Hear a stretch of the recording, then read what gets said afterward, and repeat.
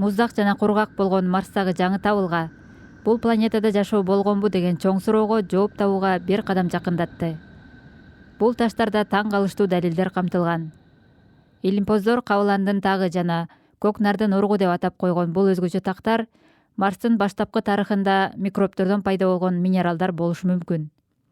НАСА илимпоздор бул табылгаларды 1 жыл бою кылдат иликтеп чыгышканын басма сөз жыйынында билдирди. Алар келип, биз башка түшүндүрмө таба алган жокпуз. Бул Марста табылган жашоо белгилеринин эң айкын далили болушу ыктымал. Бул аябай укмуштуудай ачылыш, деди.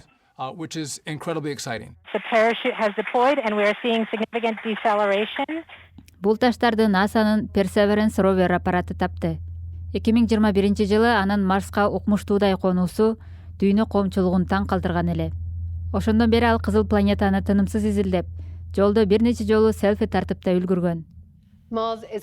Марс күн системасындагы жашоо белгилерин табууга эң көп үмүт берген планеталардын бири.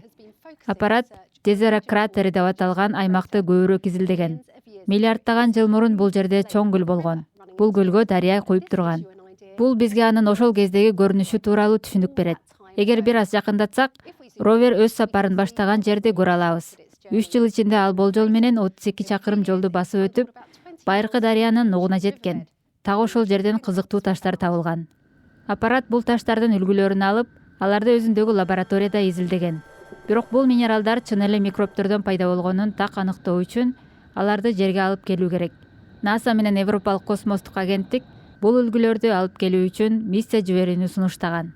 Бирок бул миссиянын тагдыры азыр кооптуу абалда турат. Анткени НАСАнын бюджети кыскартылышы мүмкүн.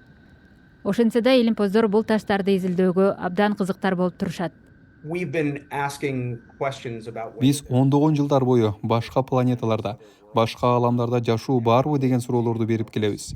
Мына ушул суроого жооп табууга ушул үлгү жардам бере алат деген ой ошол ташты жерге алып келүүгө чоң түрткү болот деп эсептейм. Байыркы дарыянын нугунан табылган белгилер жаратылыштагы кадимки геологиялык процесстердин натыйжасы болушу мүмкүн. Бирок азырынча бул биздин планетадан башка жерлерде да жашоо бар экендигинин күчтүү далили болуп саналат.